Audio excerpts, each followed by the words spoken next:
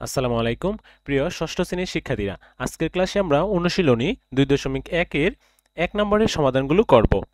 তো নিচে সংখ্যাগুলোর প্রথম রাশির সাথে দ্বিতীয় রাশিকে অনুপাতে প্রকাশ করো। ক নম্বরে আছে 25 ও 35। চলো এটার সমাধানটা করে নিই। তো আমরা ডাক অনুযায়ী 25 ও 35 লিখে নিলাম। এখানে 25 হচ্ছে প্রথম রাশি, তাই লিখে নিলাম প্রথম রাশি ইকুয়াল 25। এখানে আছে 35, এটা হচ্ছে দ্বিতীয় রাশি, লিখে নিলাম দ্বিতীয় রাশি সমান 35। এবার প্রথম রাশি অনুপাত, যেহেতু আমরা অনুপাতে প্রকাশ করব তাই মাঝখানে আমরা এখানে অনুপাত চিহ্নটা দিয়ে নেব। তো অনুপাত দিয়ে দ্বিতীয় রাশি লিখি আমরা 25 অনুপাত 35 লিখে নিলাম। এবার দেখা যাচ্ছে যে যে নামাতা দিয়ে 25কে ভাগ যাচ্ছে সেই নামাতা দিয়ে 35কেও ভাগ যাচ্ছে। তো 5 5 25 এবং 5 7 35। তো এটার অনুপাত হচ্ছে 5 অনুপাত 7। তো নির্ণয় অনুপাত 5 অনুপাত 7। এটা হচ্ছে ক নম্বরের সমাধান। এবার খ নম্বরে ডাকে লেখা আছে 7 সমস্ত 3 ভাগের 1 ও 9 সমস্ত 5 ভাগের 2। চলো এটার সমাধানটা করে নিই। তো ডাক অনুযায়ী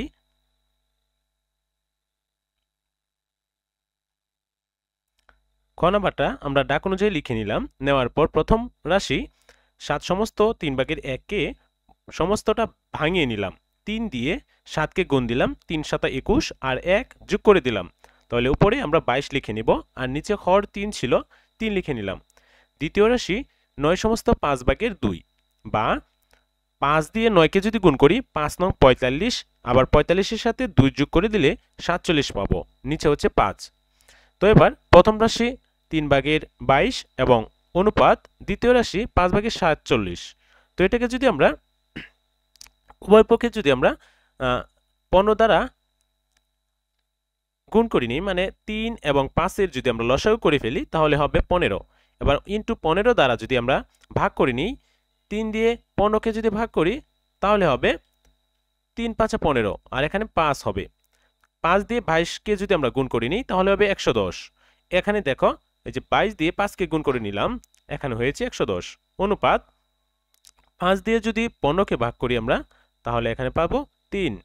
3 দিয়ে যদি 47কে গুণ করি তাহলে পাবো 141। তো নির্ণয় অনুপাত 110 অনুপাত 141। এবার আমরা গ নম্বরের ডাকটা দেখে নেই। গ নম্বরে বলছে 1 বছর 2 মাস ও 7 মাস। চলো এটার সমাধানটা করি। তো আমরা জানি 1 বছর সমান 12 মাস, এবং 1 বছর 2 মাস যেহেতু, তাহলে 12 মাস যোগ 2 মাস হবে 14 মাস।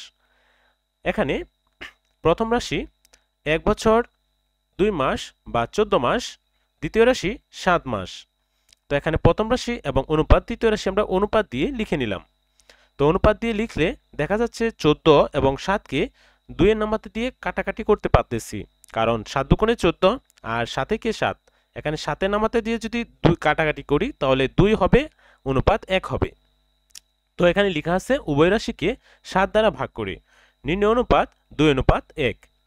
এবার আমরা ঘ নম্বরের সমাধানটা করব। ঘ নম্বরে বলছে 7 কেজি ও 2 কেজি 300 গ্রাম। তো এটা আমরা এভাবে সমাধানটা করতে পারি। আমরা জানি 1 কেজি সমান 1000 গ্রাম। এখানে প্রথম রাশি হচ্ছে 7 কেজি, সাথে কেজির সাথে আমরা 1000 বসিয়ে নেব। 1000 বসিয়ে ডানে আমরা গ্রাম লিখে নেব।